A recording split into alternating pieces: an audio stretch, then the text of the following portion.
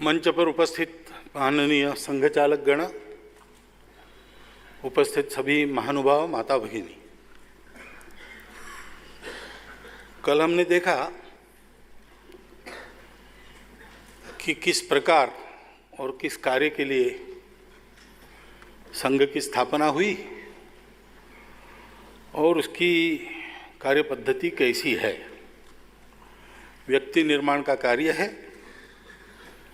व्यक्ति निर्मित होने के बाद समाज में वातावरण बनाते हैं, समाज के आचरण में परिवर्तन लाने का प्रयास करते हैं और ये पूरा स्वावलंबी पद्धति से और सामूहिकता से चलने वाला काम है और मनमर्जी का काम है। इसमें आना जाना बिना शुल्क है और कोई ज़बरदस्ती का मामला चल भी नहीं सकता, क्योंकि ज़बरदस्ती करने के लिए हाथ में कुछ है नहीं, अपनी दोस्ती ही केवल है। अब जैसे जैसे कार्य बढ़ता है तो स्वयंसेवकों को तो शिक्षा मिली है कि संघ केवल एक ही काम करेगा, व्यक्ति निर्माण का, लेकिन स्वयंसेवक समाज के हित में जो जो करना पड़े वो करें। तो शक्ति बढ़ती है तो संघ चलाने के लिए जितने स्वयंसेवक हैं उनको छोड़कर बाकी स्वयंसेवक खाली तो नहीं बैठते। तो समाज में उनको जो समझ में आता है उसके अनुसार वो किसी न किसी कार्य को हाथ में लेते हैं। कोई और कर रहा है उसके अनुशासन में उसके साथ जुड़ जाते हैं अथवा अपना कोई नया काम खड़ा करते हैं। ऐसे समाज जीवन के लगभग सभी क्षेत्रों में स्वयंसेवकों ने कार्य खड़े किए। विविध संगठन है, वो सब स्वतंत्र, अलग, स्वायत्त, स्वावलंबी है। संघ के किसी बैठक के निर्णय से कोई भी संगठन नहीं चला। वो स्वयंसेवकों का अपना किया हुआ है और वो अपने भरोसे उसको चलाते हैं। सहयोग चलता है, स्वाभाविक चलता है, परिचय है, स्वयंसेवक है सब, तो विचार की दृष्टि उनको मिली है, संस्कार मिला है और संघ में परिचय है तो आना जाना चलता है, परामर्श चलना है, साथ देना भी चलता है। संघ के स्वयंसेवकों को यह भी सीख है कि अच्छे काम में कौन कर रहा है ये मत देखो, वो अपना समर्थक है कि विरोधी है ये मत देखो। अगर वो प्रामाणिकता से कर रहा है, समाज के भलाई के लिए कर रहा है, तो उसमें सहयोग करना चाहिए। उसके अनुसार स्वयंसेवकों का सहयोग अपने आप मिलते रहता है। जैसा मैंने कल कहा, समन्वय बैठक योजना तय करने के लिए नहीं होती। समन्वय बैठक ऐसा काम करने वाले स्वयंसेवकों को जो संघ के बाहर के क्षेत्र में काम करते हैं उनको अपने स्वयंसेवकत्व का वातावरण मिले, इसलिए आयोजित की जाती है। ये मैं थोड़ा फिर से इसलिए बता रहा हूं कि बहुत बार प्रश्न आता है कि राजनीति से क्या है, संघ की कोई राजनीतिक महत्वाकांक्षा है क्या? क्योंकि लगभग जमाने का चलन ऐसा दिखता है कि व्यक्ति समर्थ बन जाता है और सामर्थ्य जहाँ से प्राप्त किया उस क्षेत्र में कुछ कर लेता है तो आगे उसकी इच्छा राजनीति में जाने की होती है। लेकिन संघ को संपूर्ण समाज को जोड़ना है और राजनीति समाज जीवन के अनेक विषयों को देखती है, तो उन विषयों में मतभेद होते ही है, होना स्वाभाविक भी है। विचार अलग अलग प्रकार के रहते हैं और दलबंदी हो जाती है, दल अलग अलग बन जाते हैं तो विरोध भी खड़ा हो जाता है। तो राजनीतिक दल और सारे समाज का जुड़ना ये कुछ ही मात्रा में एक साथ चल सकते हैं, बहुशः दल अलग अलग हो जाते हैं। और इसलिए संघ के जन्म से ही संघ ने निश्चित किया है कि राजनीति से हमारा संगठन दूर रहेगा। ये स्पर्धा की राजनीति नहीं करेगा, चुनाव नहीं लड़ेगा। संघ का कोई भी पदाधिकारी किसी भी राजनीतिक दल में पदाधिकारी बिल्कुल नहीं बन सकता और चुनाव की, वोटों की इस राजनीति से संघ को दूर रहना है। डॉक्टर हरिद्वार स्वयं एक राजनीतिक कार्यकर्ता थे और बहुत कुशल राजनीतिक कार्यकर्ता थे। उनकी विद्यार्थी दशा में कलकत्ता में उन्होंने एक कागजी आंदोलन चलाया और अंग्रेज सरकार का एक प्रस्ताव पराभूत कर दिया, डिफीट कर दिया। ये जो राष्ट्रीय विद्यालय और कॉलेजेस चल रहे थे आंदोलनकारी छात्रों के लिए, तो उनको मिलने वाला प्रमाण पत्र, डिग्री, इसको अवैध करने का कानून अंग्रेज सरकार ला रही थी। अब समाज में बड़ा आंदोलन इस विषय को लेकर खड़ा करना संभव नहीं था, तो डॉक्टर हेडगेवार ने कलकत्ते में घूम घूम कर हर एक बस्ती के प्रमुख लोगों से बात की और उनको इतना बताया कि अगर कोई आकर आपको पूछे कि आपके यहाँ इस प्रस्ताव के विरोध में कोई सभा हुई, तो आप कहिए हाँ आप गए थे, हाँ मैं गया था। किसके किसके भाषण हुए, अलग अलग नाम उनके पास दिए, इनके भाषण हुए बताना, और क्या हुआ, प्रस्ताव हुआ और बहुत भीड़ थी और एक मत से पारित हो गया कि ये डिग्रियां बरकरार रखनी चाहिए,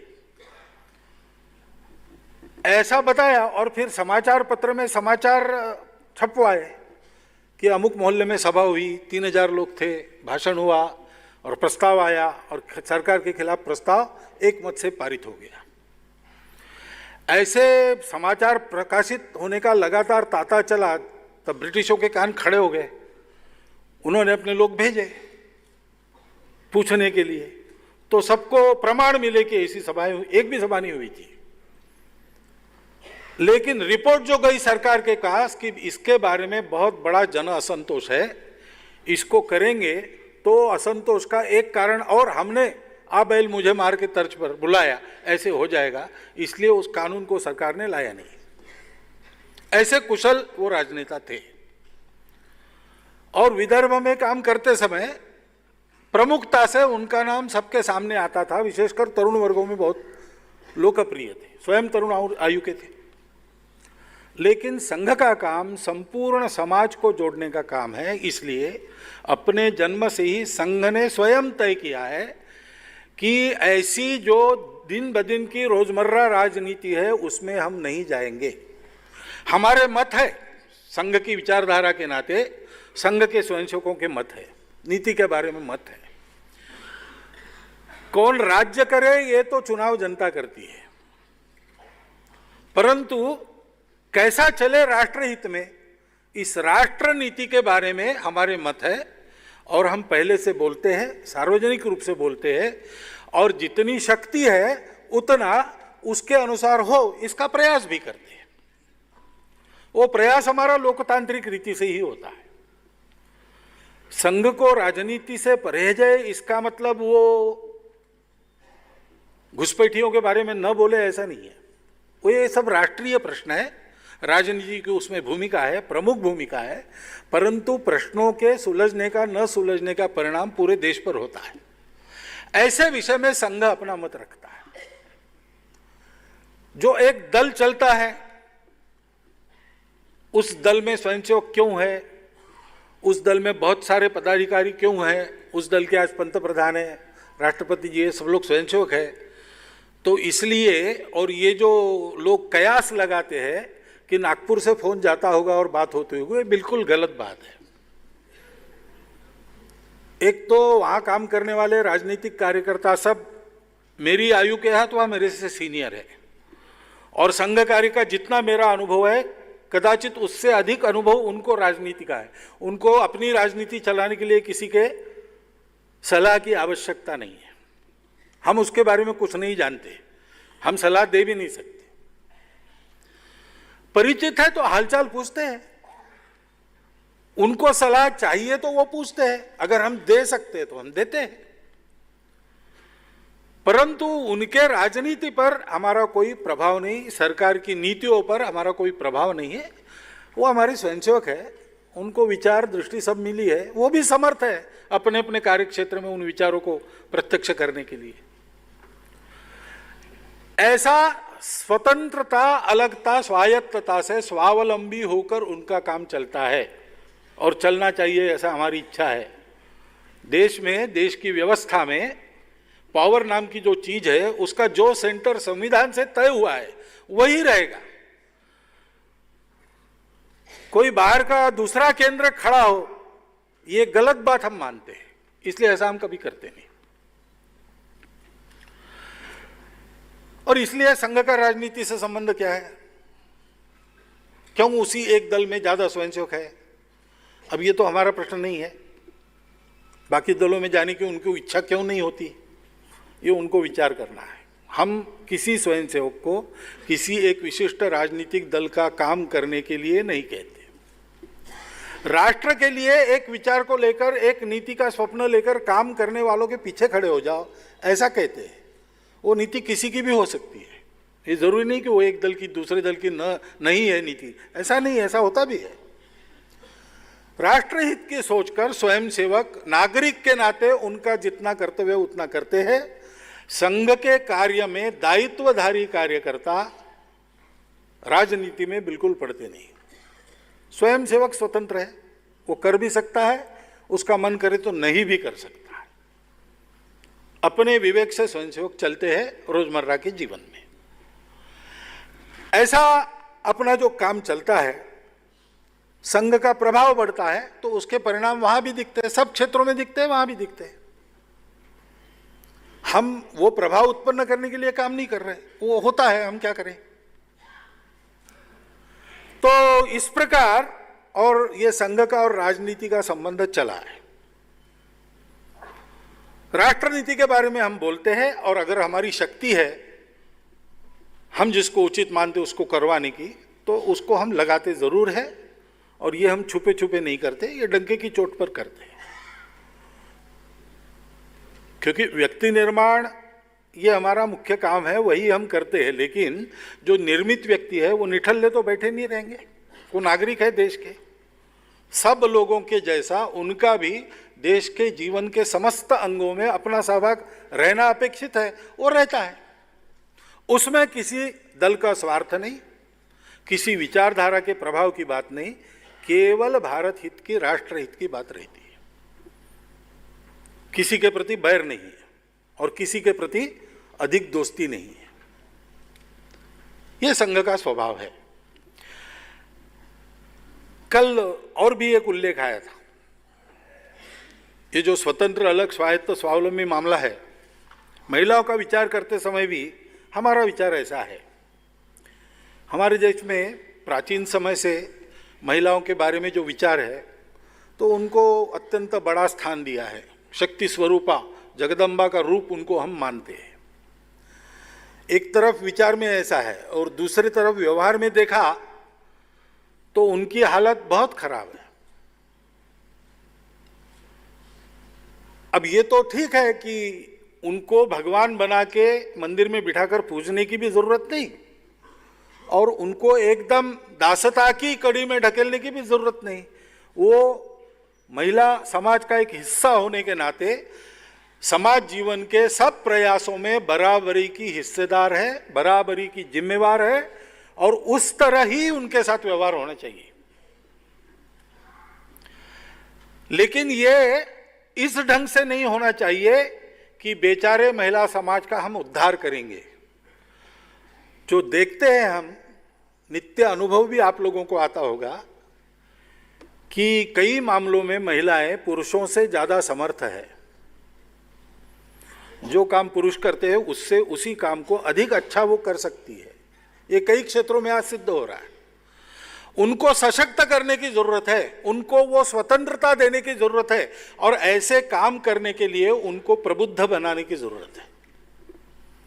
तो अपने घर से प्रारंभ करके समाज के क्षेत्र तक सर्वत्र मातृशक्ति जागरण का काम होना चाहिए।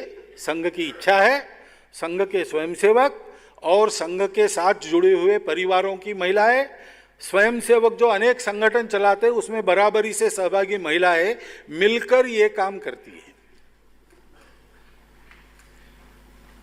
महिला और पुरुष परस्पर पूरक है। जीवन बनना है तो इन दोनों का होना और बराबरी से सारा भार उठाकर काम करना, निर्णय से लेकर तो दायित्व तक सारी बातें बराबरी से उसमें सहभागी होना, इसकी आवश्यकता राष्ट्र निर्माण के लिए रहेगी। ये संघ का सुविचारित मत है। लेकिन कल बात जहाँ खत्म हुई थी वहाँ मैंने कहा था कि वैचारिक अधिष्ठान जिस पर हम चलते हैं उस पर बात करेंगे। तो बात है हिंदुत्व की। संघ का विचार है, हिंदुत्व का विचार है, और संघ का है ना, संघ ने खोजा हुआ विचार नहीं है, अपने देश में परंपरा से चलता आया हुआ विचार है। और थोड़ा सा प्रचार का भ्रमजाल दूर हटाकर हम देखेंगे तो सबका माना हुआ सर्वसम्मत विचार है। लेकिन भ्रम खड़े होते हैं और उसके कारण है, और उन कारणों के निर्माण में सबसे बड़ी भूमिका स्वयं हिंदू समाज की ही है।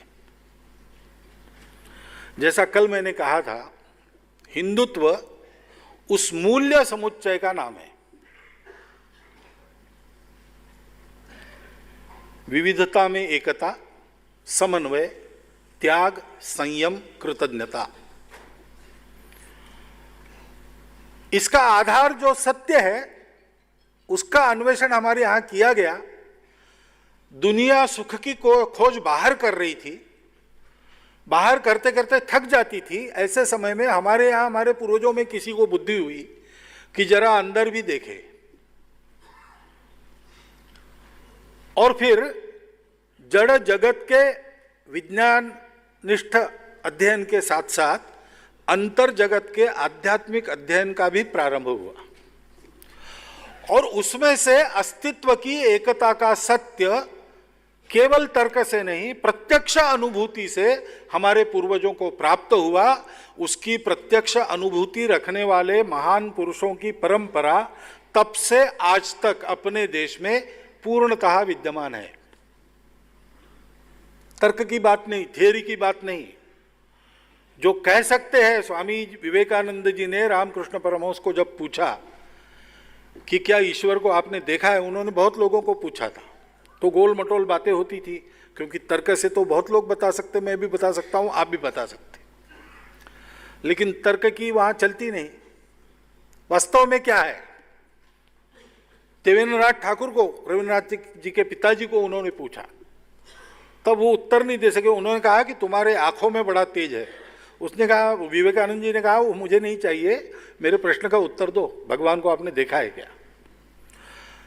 तो फिर उनके तरफ से कोई उत्तर नहीं आया। अपने कॉलेज में पढ़ते समय, फिलॉसफी पढ़ते समय ट्रांस इस शब्द पर चर्चा चली, तो उनके अंग्रेज प्रोफेसर ने बताया कि इसका सही अर्थ आपको जानना है तो दक्षिणेश्वर जाओ। वहां रामकृष्ण परमहंस के पास वो पहुंचे, और एक दो बार मिलने के बाद उन्होंने प्रश्न पूछा कि क्या भगवान को आप देखा है भगवान को? तो रामकृष्ण परमहंस, जो मुश्किल से चौथी पास रहे होंगे, पागल जैसे लगते थे, उन्होंने कहा कि हाँ देखा है, नित्य देखता हूँ, तुमको जितना स्पष्ट देखता हूँ उससे ज़्यादा स्पष्ट देखता हूँ, भगवान से बात भी करता हूँ, और अगर तुम मेरे बताए रास्ते पर चलोगे तो तुम भी ये कर सकोगे। अब इस बात को इतने आत्मविश्वास के साथ बता सकने वाले लोग आज भी अपने देश में मिलते हैं। उस सत्य के आधार पर, अब वो सत्य क्या है इसका वर्णन, जैसा मैंने कल कहा, अलग अलग है और परस्पर विरोधी भी है, परंतु वो एक सत्य है, वो अस्तित्व की एकता का सत्य है। और उसके चलते दुनिया की विविधताओं का स्वीकार सम्मान करो, उनका उत्सव करो, अपनी अपनी विविधता पर श्रद्धापूर्वक पक्के चलते रहो, बाकी सबकी विविधता का सम्मान करो और मिलजुल कर चलो। यह संदेश देने वाला जो मूल्य समुच्चय है, वो मूल्य समुच्चय हिंदुत्व है।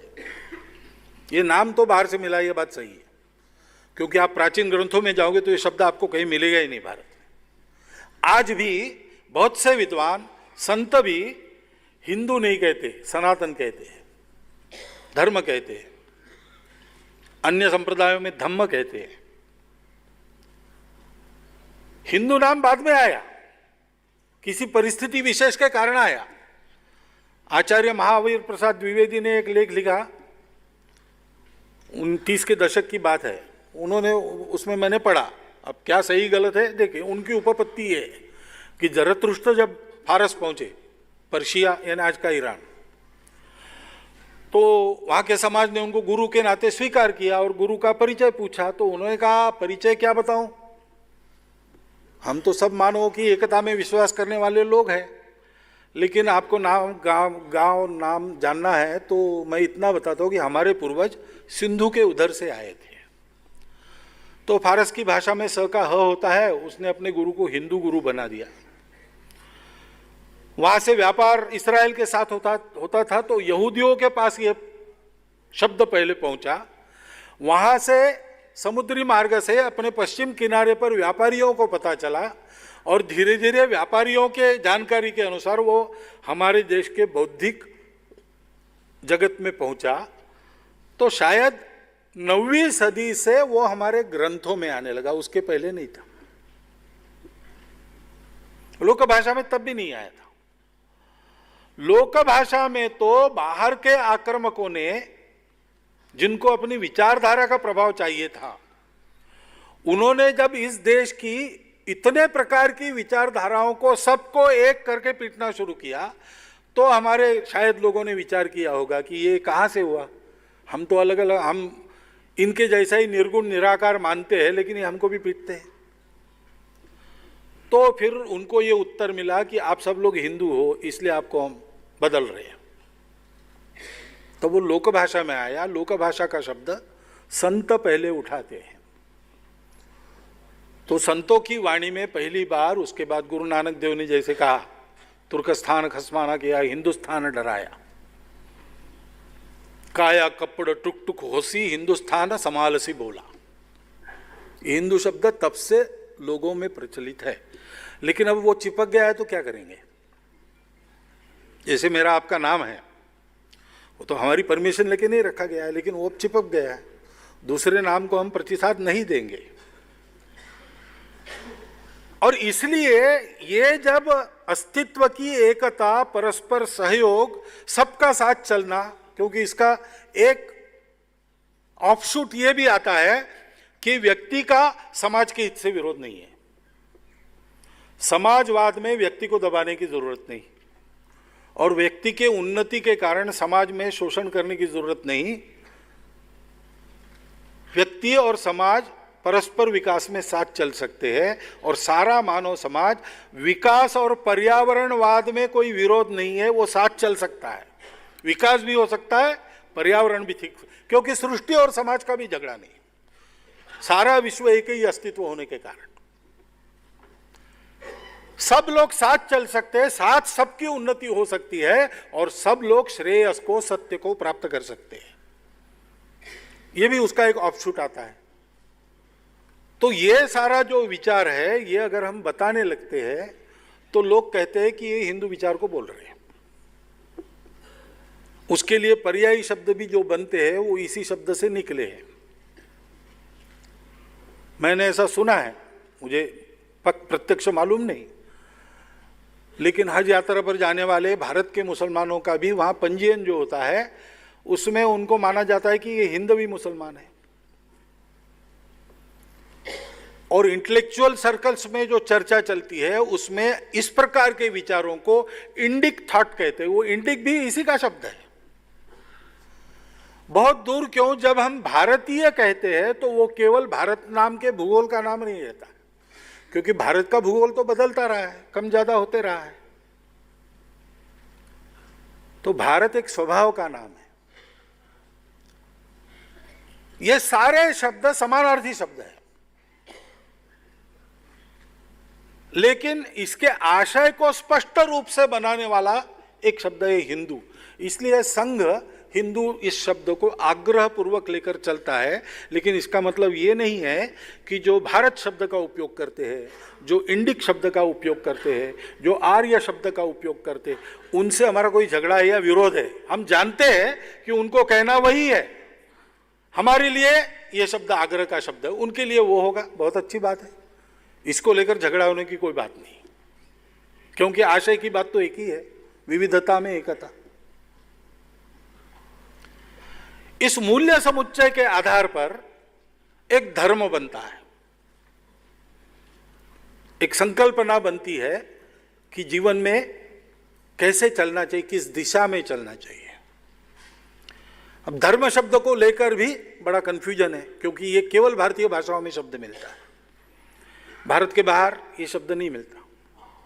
धम्म शब्द, धर्म शब्द ये भारत की देन है। अब वैसा दूसरा क्या है, बाकी देशों में नहीं है, थोड़ा मिलता जुलता, क्योंकि धर्म के साथ कर्मकांड भी आता है, तो कर्मकांड विशेष प्रकार का, विशेष प्रकार की पूजा, विशेष प्रकार का ग्रंथ, विशेष प्रकार के मसीहा, ऐसा जो बनता है उसको रिलीजन कहते। इसलिए अपनी भाषा को छोड़कर जब हम विदेशी भाषा में बोलने लगते तब हम रिलीजन कहते हैं, और रिलीजन का ट्रांसलेशन धर्म करते हैं। इसलिए गलतफहमी पैदा होती है। ये धर्म यानी किसी एक विशेष देश की, समाज की बपौती नहीं है, ये पूरे मानवों का वैश्विक धर्म है। हिंदू धर्म आज जिसको कहते हैं वो वास्तव में हिंदुओं का धर्म नहीं, हिंदुओं का धर्मशास्त्र हिंदू धर्मशास्त्र के नाम से नहीं है, वो मानव धर्मशास्त्र उसको कहा जाता है। हिंदू शब्द आने के पहले वो रचा गया है। वो किसी एक के लिए नहीं था, वो सबके लिए था। हमारे देश में जितनी आध्यात्मिक धाराएं हैं, सिख, बौद्ध, जैन, सनातनी, आर्य समाजी, ये सब लोग जन्मे तो भारत में, भारत के समाज में काम किया, लेकिन उन्होंने जो कहा है वो सारा का सारा संपूर्ण विश्व के लिए है। क्योंकि हमने कभी भी अपनी परंपरा में अपने आप को विश्व मानवता से अलग नहीं माना। माता च पार्वती देवी, पिता देवो महेश्वरः, बांधवा शिवभक्ताश्च, स्वदेशो भुवन त्रयः। त्रिभुवन हमारा स्वदेश है, सारी पृथ्वी हमारा कुटुंब है, वसुधैव कुटुंबकम, ये हमारा स्वभाव रहा है। क्योंकि अस्तित्व की एकता को जानने से भारत का उद्गम है। उस अस्तित्व की एकता का भान सबको करा देने के प्रयोजन से भारत का अस्तित्व बना है। तब से हम इन सब प्रकार की विविधताओं को लेकर एक समाज के नाते चल रहे हैं, एक राष्ट्र के नाते चल रहे हैं। हमारा राष्ट्र ये प्राचीन है, उसका अस्तित्व, आप उसकी कल्पना अगर पाश्चात्यों की व्याख्या से करेंगे कि जहां स्टेट है वहां नेशन है, स्टेट गया कि नेशन गया, ये हमारा कंसेप्ट कभी रहा नहीं। स्टेट्स बदलते रहे, राष्ट्र हमारा सांस्कृतिक राष्ट्र है। इस धर्म में ये जो शाश्वत मूल्यों का भाग है वो शाश्वत धर्म है। आचार धर्म बदलना चाहिए, देश काल परिस्थिति और जिस व्यक्ति के संबंध में विचार है वो व्यक्ति, इन पर निर्भर करता है कि उस समय वहां पर उसका धर्म क्या है, आचार धर्म। डॉक्टर अंबेडकर साहब ने हिंदू कोड बिल की चर्चा में संसद में पूछा था विरोध करने वालों को कि आप धर्म को क्या समझते हो, वैल्यूज या कोड? आप कोड को धर्म मान रहे हो, कोड बदलता है, बदलना ही चाहिए, उसको मैं बदल रहा हूं, वैल्यूज वही है, आप चर्चा कर लो। धर्म की ओर देखने की हमारी दृष्टि ये है, ये वैल्यूज है। उस समय का कोड उस वैल्यू के साथ साथ जितना चलता है उतना स्वीकार्य है, जो वैल्यू के विपरीत है उसको बदलना चाहिए। कितना बदल हुआ है हिंदू परंपरा में, देवी देवता भी बदल गए। वैदिक काल के देवता आज नहीं है, मध्यकाल के देवताओं के स्वरूप बदल गए, नए नए संप्रदाय निकल जाते हैं। ये हिंदुत्व की संकल्पना खाने पीने के विशिष्ट व्यवहार में किसी को जकड़ने वाली नहीं है। ये हिंदुत्व की संकल्पना अमुक एक पूजा को लेकर समर्थन नहीं करती। ये हिंदुत्व की संकल्पना विशिष्ट भाषा, विशिष्ट प्रांत, प्रदेश, इसको नहीं चलाती है। सृष्टि के साथ मानव समाज व्यक्ति का सुख और समाज का सुख दोनों एक साथ रखकर चले। इसलिए अर्थ काम वो तो है ही, उसकी मान्यता है। इच्छाएं हमारी होती है, उसकी तृप्ति करने से सुख मिलता है, तृप्ति के साधन चाहिए, तो अर्थ पुरुषार्थ भी है। लेकिन इन दोनों को हम सबको मिलकर चलना है, अकेले की उन्नति नहीं करनी है। मेरे विकास में इन सबका विकास होना चाहिए, इसका भान रखकर चलाने वाला अनुशासन है, वो अनुशासन धर्म है। कल मैंने तथागत का वचन सुनाया था, सब्ब पापस्य अकरणम। क्यों भाई, क्यों पाप नहीं करना? दूसरे को होती होगी तकलीफ, अरे भाई वो दूसरा नहीं है, वो भी तुम ही हो। और इसलिए सबके कल्याण में अपना कल्याण, अपने कल्याण से सबका कल्याण, ऐसा जीवन जीने का अनुशासन और सबका कल्याण हो, इसलिए सबके हितों का एक संतुलित समन्वय, बैलेंस, ये वास्तव में हिंदुत्व है। सभी भारत से निकले संप्रदायों का जो सामूहिक मूल्य बोध है उसका नाम हिंदुत्व है। लेकिन अब संप्रदाय है, प्राचीन है, चले है, तो हमारा धर्म है तो हम मान्य करते हैं ना। सभी विविधताओं का अपने यहां स्वीकार है। भारत की पहचान वो बनी है, ये वैश्विक धर्म है, केवल भारत के लिए नहीं है, लेकिन भारत में इसका संगोपन हुआ, निर्माण हुआ, संगोपन हुआ। और एक ट्रस्टी के नाते समय समय पर विश्व को इस ज्ञान को देने वाला भारत है। वैदिक ऋषियों के समय हुआ, सारे विश्व में गया अपना ज्ञान। तथागत के काल में उनकी प्रेरणा से सारी दुनिया में इसी धम्म का प्रचार हुआ। आज भी अनेक संत महात्मा जाते हैं और इन बातों को बताते हैं, वो कन्वर्शन नहीं करते। रमण महर्षि के पास सर पॉल ब्रंटन आए थे और उन्होंने कहा कि मुझे हिंदू बना लो। रमण महर्षि ने कहा कि तुम अच्छे ईसाई हो, अच्छे ईसाई बनो, उसी में सार्थक है, तुमको हिंदू बनने की जरूरत नहीं है।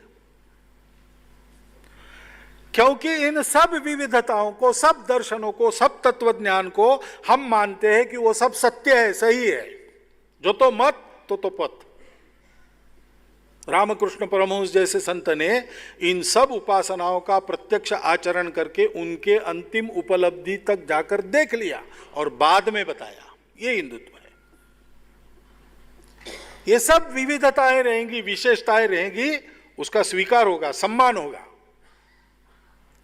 लेकिन ये हम में आपस में अलगाव का, भेद का कारण नहीं बनेगी। क्योंकि ऐसा भेद नहीं करना, ऐसी सीख देने वाली भारत भूमि के हम पुत्र हैं। इसलिए हम जिसको हिंदुत्व कहते, इस मूल्य बोध, उससे निकली ये संस्कृति, उसके साथ दूसरा घटक है देशभक्ति। ये भारत की पहचान है, भारत इसके लिए है। और इसलिए इसका आचरण इस भारतवर्ष में लगातार हो रहा है, सब प्रकार की परिस्थिति में हुआ। जब आक्रामकों के पैरों तले हमारी धरती रौंदी जा रही थी, तब भी इस धर्म का आचरण जितना जैसा बनता है उतना किया गया। जब अपने ही स्वार्थी लोगों के द्वारा इसके आचरण को मूल्यों के विपरीत बिगाड़ दिया गया, तो उसको वापस लाइन पर लाने वाले अनेक संत महात्मा हुए, उनसे ये हमारे सारे संप्रदाय बने हैं। इसलिए प्रस्थान बिंदु सबका एक है और आचरण का उपदेश सबका एक है। देश काल परिस्थिति अनुसार दर्शन और विधि, आचार धर्म सबने अलग अलग बताया है। और इसलिए इस मूलभूत एकता को देखकर साथ चलना, इस स्वभाव का नाम हिंदुत्व है। किसी का हित गौण नहीं, सबका हित एक साथ होना चाहिए। Maximum good of the maximum people, इसके आगे जाकर हमारे पूर्वजों ने कहा सर्वेपि सुखिनः सन्तु, हवै सब्ब मंगलम, सब सर्वत्र का भला। किसी भी पंथ संप्रदाय में भारतीय जाओ, ये आपको मिलेगा, सबका। यहां तक जो खल है, दुष्ट है, उनका भी भला ही चिंता है सबने। पसायदान ज्ञानेश्वर महाराज ने लिखा, तो दुष्टों का नाश हो ऐसा वो नहीं कहते, वो कहते हैं खलांची व्यंकटी सांडो, यानी ये दुष्ट स्वभाव के लोगों का जो टेढ़ापन है वो चला जाए।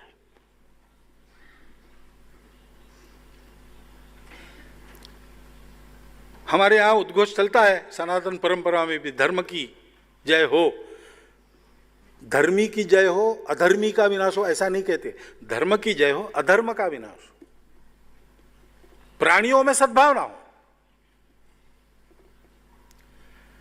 ये जो अपनी विचारधारा है जिसकी आज के विश्व को नितांत आवश्यकता है, वो मांग रही है,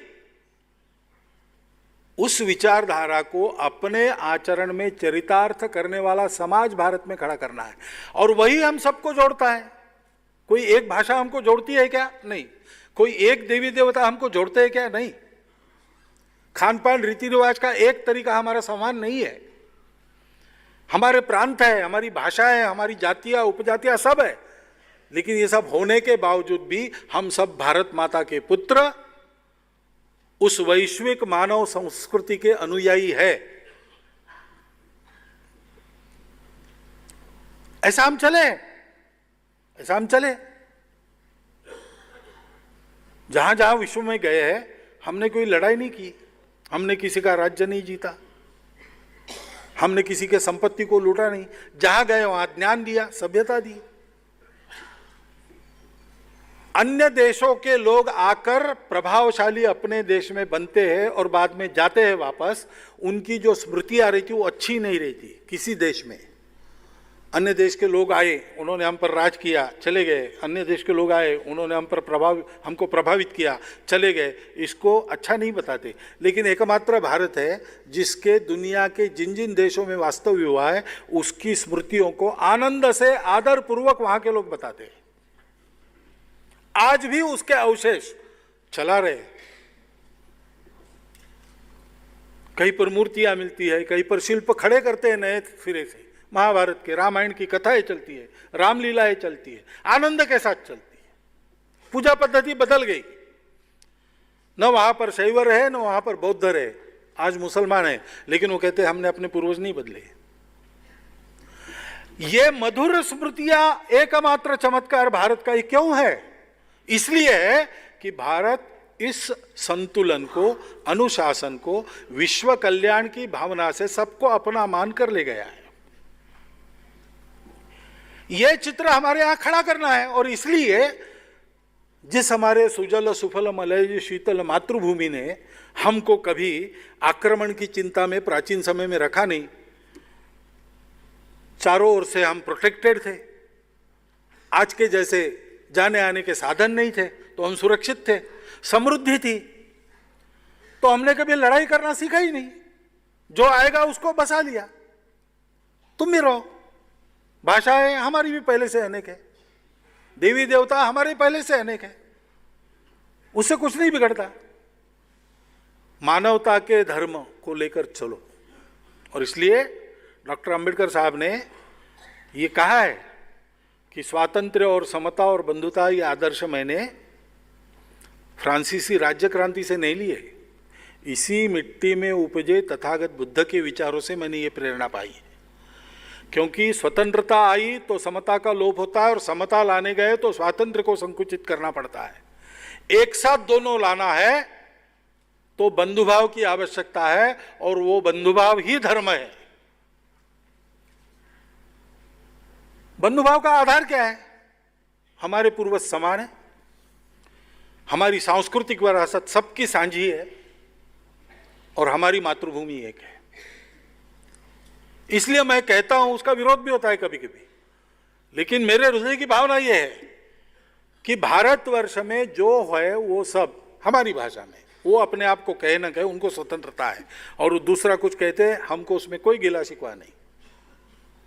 हमारे मन के अपनत्व को वो कम करने वाली बात नहीं है, लेकिन वो सब एक पहचान के लोग हैं राष्ट्र के नाते। हम उसको हिंदू पहचान कहते हैं। किसी को मालूम है, वो कहते हैं हम हिंदू हैं, उनको गौरव भी है, उसका गौरव भी है। किसी को मालूम है लेकिन उतना गौरव उनके मन में नहीं है, कोई बात नहीं। किसी को मालूम है लेकिन कुछ मटेरियल कंसिडरेशंस ऐसा कहा जाता है, या पॉलिटिकल करेक्टनेस ऐसा कहा जाता है, उसके चलते वो कभी कहेंगे नहीं। सार्वजनिक रूप से, निजी रूप से मिलते हैं तो कहते भी है कभी कभी। और कुछ लोग हैं कि जो भूल गए हैं, जिनको भुलाया दिया है। ये सब लोग हमारे अपने हैं, भारत के हैं। हमारी दृष्टि से इस संपूर्ण समाज का संगठन हिंदू संगठन है। जैसे परीक्षा में प्रश्न पत्र हाथ में आता है तो आसान सवाल पहले करते हैं, बाद में कठिन सवालों को हाथ लगाते हैं। वैसे पहले जो जानते हैं कि हम हिंदू हैं उनका हम संगठन करेंगे, लेकिन वो इनके खिलाफ नहीं करेंगे, इनके लिए करेंगे।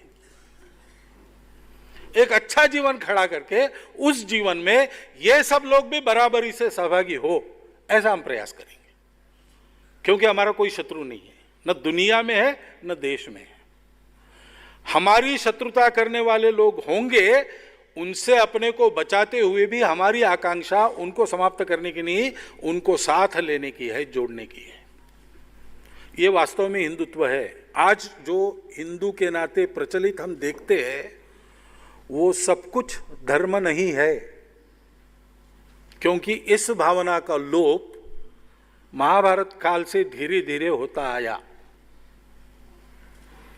और हमने, इसलिए मैंने कहा कि उसको संकुचित करने में पहला योगदान हिंदू समाज का है। उसने अपने आप को संकुचित कर लिया, उसने वैल्यूज को कर्मकांड में बांध दिया, और इसलिए कई प्रकार की कुरीतियां, रूढ़ियां, अस्पृश्यता जैसे पाप हिंदू समाज के जीवन में प्रवेश कर गए। हम चाहते हैं कि यह सब साफ हो जाए और देश काल परिस्थिति अनुसार नवीन रूप में उस सनातन मानव धर्म का पुनरुत्थान भारत में हो। हम जानते हैं कि हमारे देश के सब संप्रदायों ने वही आचरण बताया है, मूल्य आधारित। उसका ही प्रचलन सर्वत्र हो। वो किसी को नहीं अब बुरा कहेगा, किसी को पराया नहीं कहेगा। जिसको हाथ लगाएगा उसको अपनाएगा, उसको अच्छा बनाएगा। उस हिंदुत्व के आधार पर संघ विचार करता है। विचार इश्यूज पर होते हैं तो इश्यूज में भाषा अलग अलग प्रकार की हो सकती है। घर में 4 बच्चे हैं, उनको अलग अलग ढंग से उनके स्वभाव के अनुसार समझाना पड़ता है।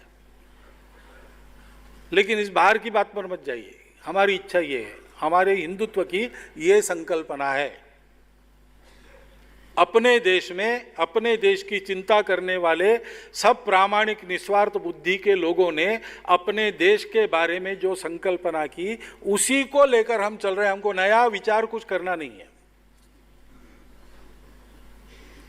उसके आधार पर कई बातों का तय हुआ है। विकास की अपनी फिर कल्पना है, पश्चिम की अपनी एक अवधारणा है, हमको अपनी एक अवधारणा, युवानुकूल अवधारणा विकास की खड़ी करनी पड़ेगी। अंधानुकरण करके बाकी लोग जिस समस्याओं का सामना कर रहे हो उसमें हम भी फंस जाए, ये क्यों? हम उसके उत्तर खोजें। तो सबका विकास, साथ में विकास, समन्वित विकास, संतुलित विकास, ये बात आज दुनिया भी कर रही, सस्टेनेबल डेवलपमेंट पर आ गई। हमारे पास ये विचारधारा है, हमने अपने जीवन से इसका उदाहरण पहले भूतकाल में प्रस्तुत किया है। हमारी एक क्षमता है, हम अपना ऐसा एक आधुनिकतम, दुनिया के लिए उपयुक्त ऐसा मॉडल खड़ा कर सकते। हमको उस दिशा में सोचना चाहिए। अर्थ का मर्यादा से ज्यादा प्रधान पद जीवन में आने से कई समस्याएं उत्पन्न हो गई। हम अर्थ कामों को एक दायरे के अंदर, उसके अनुशासन में चलाते हैं। कमाई सब कुछ नहीं है, कमाओ, जी भर के कमाओ, लेकिन दिल खोल करके बांटो, ये मुख्य बात है। कमाना, इससे ज्यादा कमाई का उपयोग कैसे करता हूं, विनियोग करने का, उसको सीखो। ये हमारे यहां कहा गया है। सक्सेसफुल जीवन चाहिए, लेकिन सक्सेसफुल जीवन, मीनिंगफुल जीवन भी चाहिए। इस पर हमारा जोर रहता है। ऐसे जीवन के सब अंगों में जो विषय है उनके बारे में इस मूल अवधारणा के कारण हमारे देश की अपनी एक दृष्टि बनती है। हमारे देश के सब प्रकार के लोग उसी को अपने क्रियाकलाप में लाने का प्रयास करते हुए दिखाई देते हैं। उस हिंदुत्व की हम बात करते हैं। इसके आधार पर जो आवश्यक सद्गुण है उसको उससे भरकर व्यक्ति को खड़ा करना, ये हमारा काम है। सर्वेशाम अविरोधेन, किसी की बुरी कामना हमारे मन में नहीं है। उलट हमारा कहना है कि आप आकर इसको सीख लो तो आपको जो करना है वो आप अधिक अच्छी तरह से करोगे, और आप जो करोगे वो मानवता के लिए उपकारक होगा। उस हिंदुत्व के हम 3 आधार मानते हैं: देशभक्ति, पूर्वज गौरव और संस्कृति। उसके बारे में कोई विवाद होने का कारण नहीं, वो सबका साझा है। जाने अनजाने उसका आचरण हम सब लोग करते हैं। थोड़ा अंदर देख के सोचे, सबको पता चलेगा। अब ये जो सारी बातें हैं, तो विचार आता है कि आधुनिक जीवन में, हमारे प्रजातांत्रिक देश में, हमने एक संविधान का स्वीकार किया। तो स्वीकार किया है तो क्या, वो संविधान भी हमारे लोगों ने तैयार किया है ना। अपना संविधान अपने देश का कॉन्सेंसस है, और इसलिए उस संविधान के अनुशासन का पालन करना ये सबका कर्तव्य है। संघ इसको पहले से मानता है। अभी तक जो मैंने बोला है उससे उसमें कुछ नहीं है और उल्टा नहीं है, और उसमें जो कुछ है उसी को मैंने अपने शब्दों में बोला है। उस संविधान की भावना का पूर्ण, कल मैंने कहा, स्वतंत्र भारत के सब प्रतीकों के अनुशासन में उसका पूर्ण सम्मान करके हम चलते हैं। हमारा संविधान भी ऐसा एक प्रतीक है। शतकों के बाद हमको फिर से अपना जीवन अपने तंत्र से खड़ा करने का जो मौका मिला, उस पर हमारे देश के मूर्धन्य लोगों ने, विचारवान लोगों ने एकत्रित आकर विचार करके संविधान को बनाया है। वो ऐसे ही नहीं बना, उसके एक एक शब्द का बहुत खल हुआ है, और उनको लेकर सर्वसहमति उत्पन्न करने के पूर्ण प्रयास के बाद जो सहमति बनी, वो संविधान के रूप में अपने पास आई। उसकी एक प्रस्तावना है, प्रियम्बल है, उसमें नागरिक कर्तव्य बताए हैं, उसमें डायरेक्टिव प्रिंसिपल्स है, और उसमें नागरिक अधिकार दिए हैं। बाकी कानून वगैरह उसके आधार पर जो बने वो बदलते रहते हैं। उस बदलने का प्रावधान उस संविधान में है, वो चलते रहता। उसके लिए फोरम है भारत की संसद, उसके इंटरप्रिटेशन के लिए कोर्ट का मत लिया जाता है। यह व्यवस्था है, उस व्यवस्था में से चलेगा जैसा चलना है। लेकिन ये जो 4 बातें हैं और कुछ कॉन्स्टिट्यूशनल प्रोविजंस, वो हमारा कॉन्सेंसस है, उसको मानकर ही सबको चलना है, सबको चलना चाहिए। ऐसा हम मानते हैं, हम वैसा चलते हैं। मैं केवल प्रियम्बल पढ़ देता हूं। We the people of India, having solemnly resolved to constitute India into a sovereign, socialist, secular, democratic republic. ये सोशलिस्ट सेक्युलर बाद में आया, सबको पता है, लेकिन अभी है तो उसको भी पढ़ा है मैंने।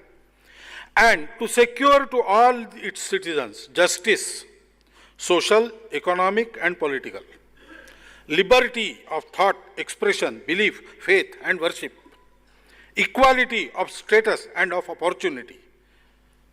अब आगे की और एक महत्व की बात है जिसको डॉक्टर अंबेडकर साहब ने अपने संविधान सभा के भाषण में कहा था,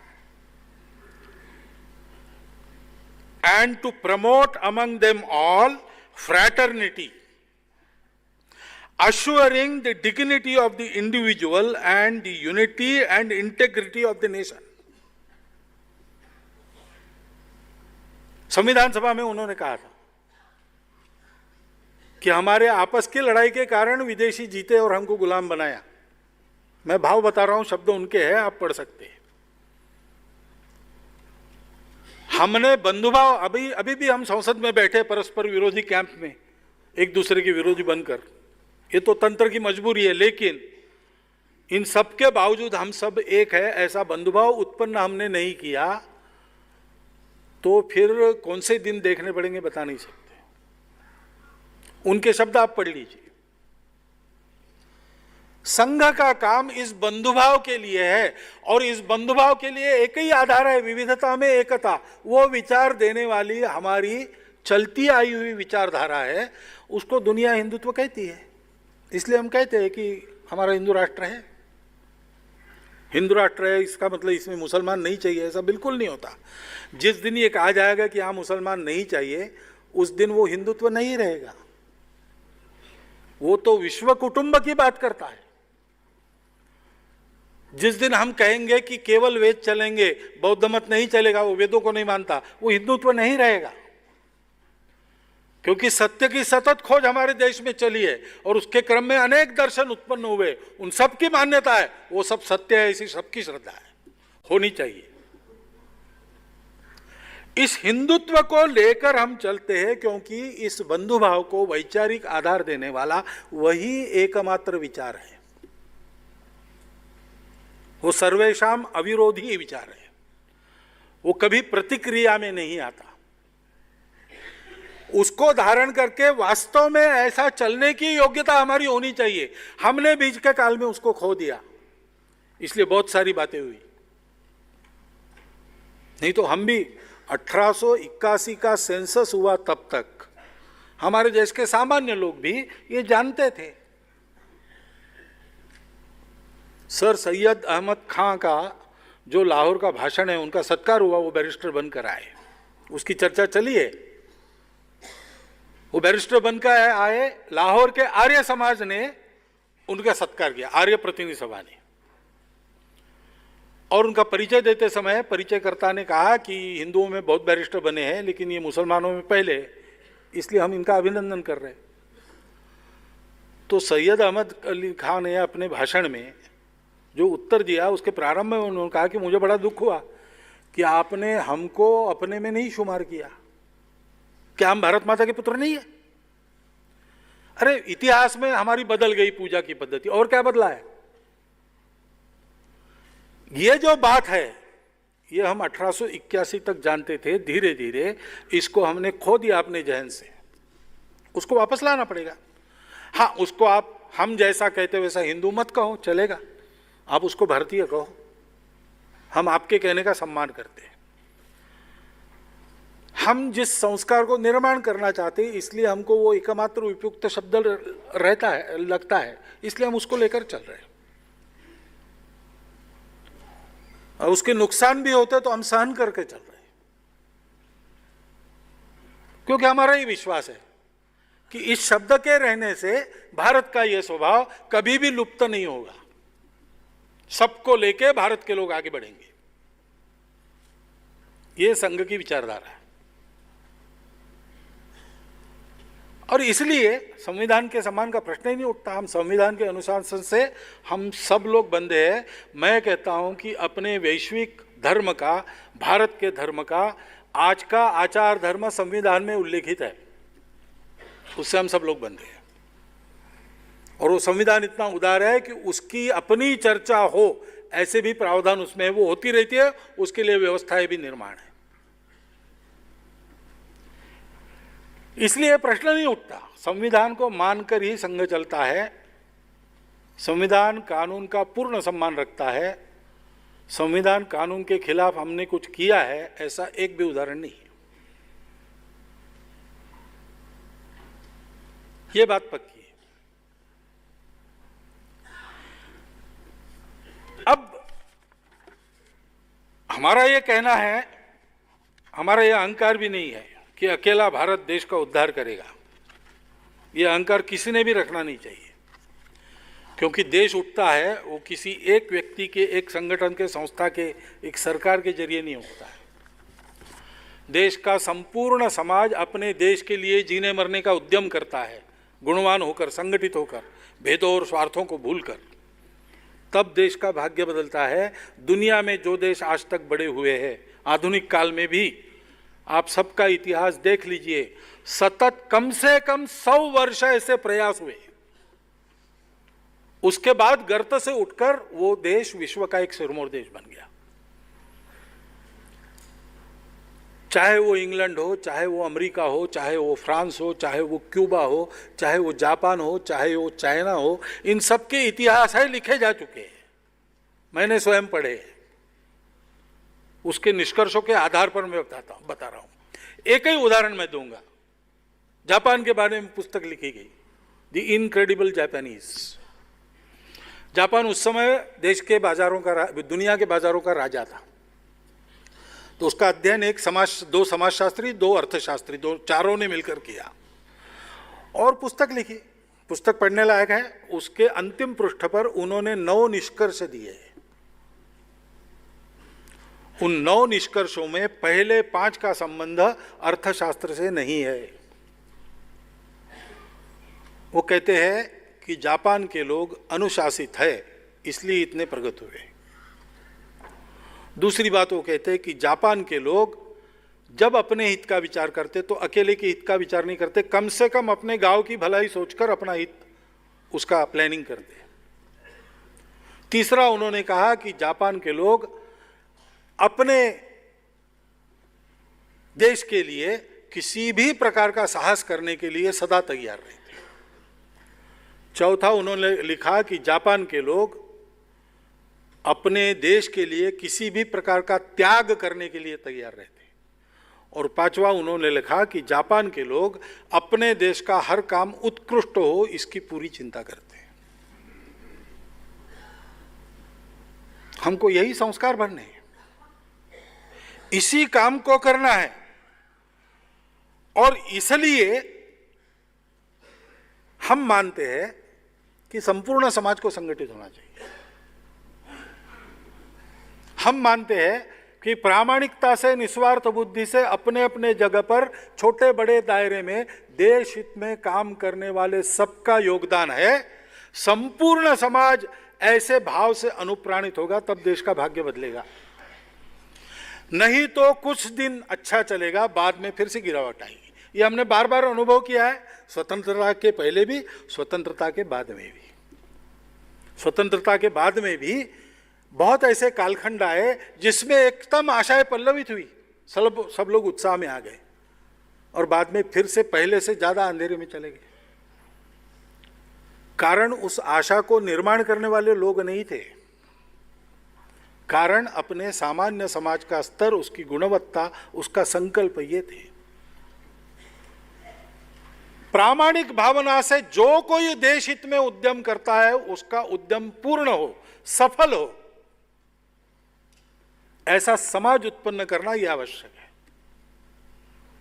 we have come to fulfil, not to destroy.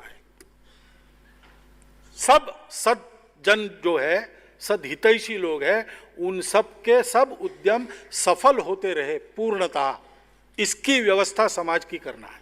यह संघ का काम है। और इसलिए भविष्य के भारत की कल्पना पर जब हम आते हैं तो हम क्या सोचते हैं?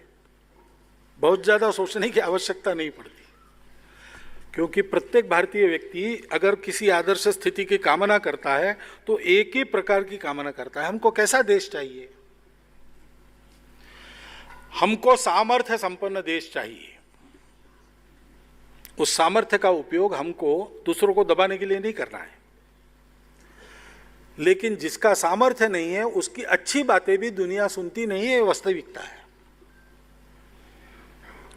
सत्य की चलती तब है जब उसके पीछे कोई शक्ति होती है। बड़ों की बात सब सुनते हैं, समर्थ को नहीं दोष गुसाई, ऐसा भी कहा जाता है। अमेरिका अभी मैं जाके आया, शिकागो में वर्ल्ड हिंदू कांग्रेस में, वहां के लोगों के सामने भी बोलने का प्रसंग आया, तो मैं भी इन शब्दों का उच्चारण आसानी से कर सकता हूं, थोड़ा बहुत अंग्रेजी पढ़ा हूं तो, my American brothers and sisters, लेकिन तालियां नहीं पड़ती। विवेकानंद अपरिचित थे, उन्होंने ये शब्द कहे, 3 मिनट तालियां गूंजी। कारण क्या है? शब्द थे विवेकानंद के, मोहन भागवत के नहीं थे। शब्द तो सरल है, कोई बड़े कठिन शब्द अंग्रेजी भाषा के, उन my American brothers and sisters, very common words. लेकिन उसके पीछे जो व्यक्ति है उसकी तपस्या, उसकी शक्ति काम करती है। और इसलिए हमारा देश सामर्थ्य संपन्न होना पहली बात है। सब प्रकार का सामर्थ्य, आर्थिक सामर्थ्य, नैतिक सामर्थ्य, सामरिक सामर्थ्य। किस लिए? विश्व कल्याण के लिए। सब लोग ऐसा कहते हैं लेकिन डंडा चलाते हुए दिखते हैं। हम वैसा नहीं करेंगे। सबको मित्र बनाकर हम ये काम करेंगे। इसलिए नैतिक बल भी चाहिए, शील संपन्न देश चाहिए। एतद्देश प्रसूतस्य सकाशादग्र जन्मनात् स्वम स्वम चरित्रम शिक्षेरन पृथिव्याम सर्वमानवा। ये गर्वोक्ति फिर से हम कर सके, ऐसे हमारे समाज के सब लोग हो।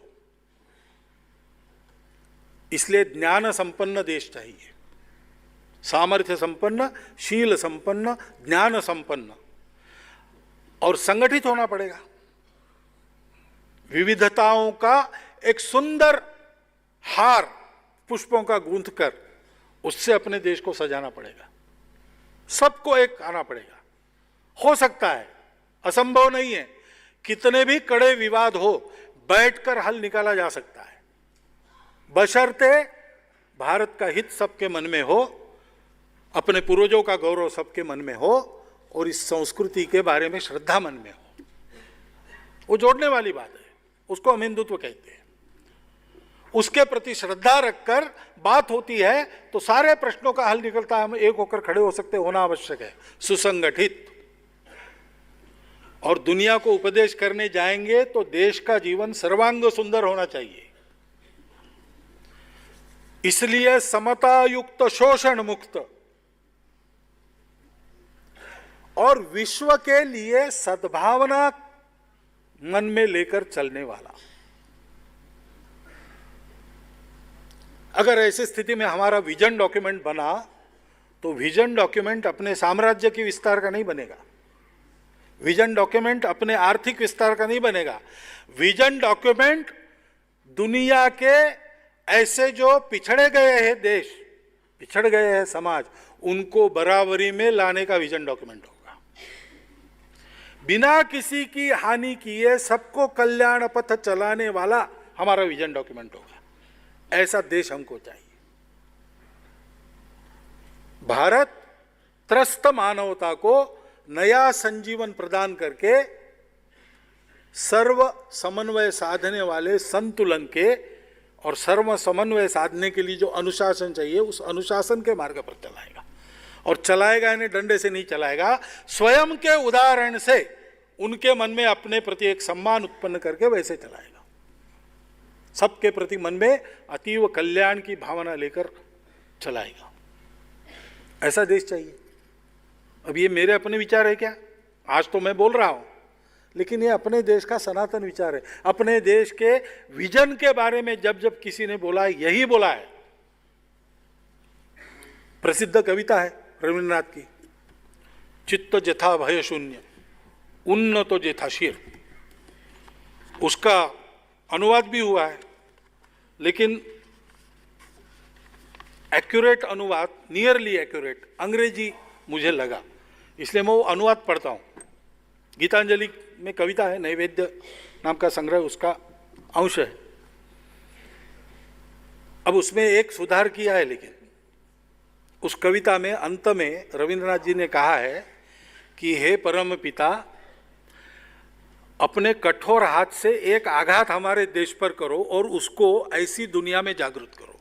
वो आघात वाली बात अंग्रेजी ट्रांसलेशन में नहीं है, लेकिन सीधे से नहीं मानता तो भगवान ऐसा ताड़न करके हमको चलाएगा कान पकड़ के, क्योंकि हमारी नियति दूसरी नहीं हो सकती। हम सीधे से जाएं उस पर, यह बहुत अच्छी बात है, नहीं तो भगवान मारेगा।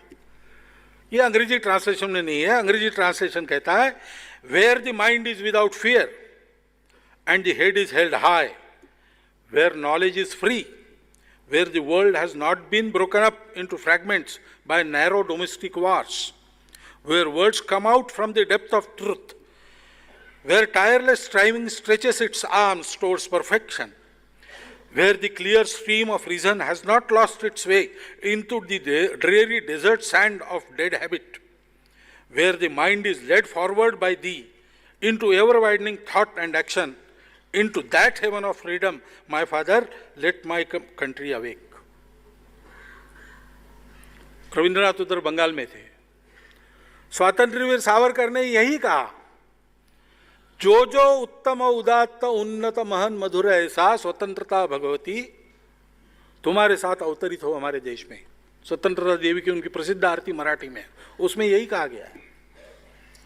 हम अपने स्वतंत्र भारत की कल्पना इसी प्रकार से करते हैं, और ऐसे भारत को खड़ा करने वाला समाज कैसा होना चाहिए, उसमें भी कोई अलग बात मैं नहीं करता हूं।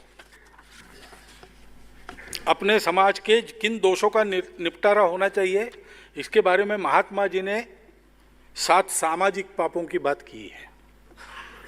उन पापों को अपने जीवन से निपटकर हटाना पड़ेगा, उसके लिए स्वयं को संस्कारित होना पड़ेगा। व्यक्ति निर्माण का काम उसी लिए चलता है। वो 7 सामाजिक पाप गांधी जी क्या कहते हैं? Wealth without work, pleasure without conscience, knowledge without character, commerce without morality, science without humanity, religion without sacrifice, politics without principle. आप चारों ओर अपने जीवन में नजर डालेंगे, समाज के स्वतंत्रता के बाद बहुत कुछ अच्छा हुआ है, लेकिन ये भी सर्वत्र दिखता है। इसको निपटे बिना उस स्वतंत्रता का संपूर्ण फल प्राप्त होना कठिन है, और इसके लिए संपूर्ण समाज को जुड़कर प्रयास करने पड़ेंगे, क्योंकि ये सारे पाप बाहर नहीं रहते, ये अपने मन में रहते। अपने मन से लेकर तो सारे देश के आकाश को साफ करने का काम हमको करना पड़ेगा। प्रारंभ अपने से करना पड़ेगा। उस प्रारंभ करने के लिए संघ सबको बुलाता है। संघ का आह्वान यही है, इस अपने पवित्र मातृभूमि का भाग्य बदलने के लायक बनो, सबको बनाओ, और फिर हम सब मिलकर तय करेंगे सामूहिक विचार से। जो तय होगा वो होगा, शक्ति बनेगी वैसी हमारी। यह संघ का मंतव्य है।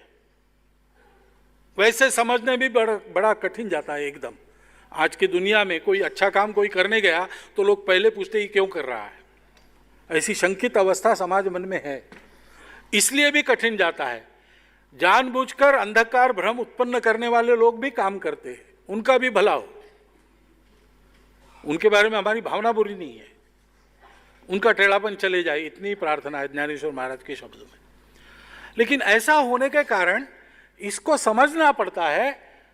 एक बार हमने सोचा कि प्रमुख लोगों को बुला के ये बात साफ साफ आपके सामने रखी जाए कि संघ क्या करना चाहता है, क्यों करना चाहता है, संघ क्यों हिंदुत्व की बात करता है, और संघ के सामने भारत का विजन क्या है।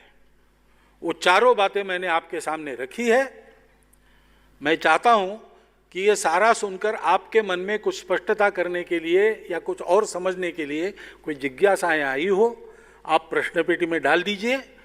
अब कितने प्रश्न आएंगे और कल के समय में उसका निपटारा कितना हो सकेगा ये मैं नहीं बता सकता, लेकिन जितना अच्छा और जितना अधिक हो सकेगा उतना करने का हम प्रयास करेंगे। बहुत बहुत धन्यवाद।